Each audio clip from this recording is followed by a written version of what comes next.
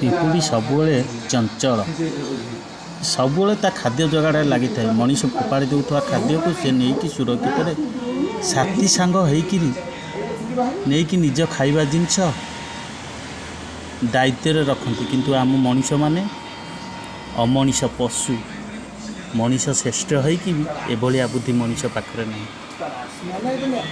ପ୍ରଭୁ ଜଗନ୍ନାଥ ଏ ଜୀବଜଗତକୁ ଏମିତି ବଞ୍ଚେଇ ରଖିଥାନ୍ତି। ଦେଖନ୍ତୁ କିଭଳି ଭାବେ ଗୋଟେ ନଡ଼ିଆର ଛୋଟିଆ ସେମାନେ ବୋହି ନେଇଯାଉଛନ୍ତି ସାଥୀ ସାଙ୍ଗ ହେଇକି। କିନ୍ତୁ ମଣିଷ ଜଣେ ଖାଦ୍ୟ ପାଇଲେ ଅନ୍ୟକୁ ବଞ୍ଚିବାର ଅଧିକାର ଦେବ ନାହିଁ।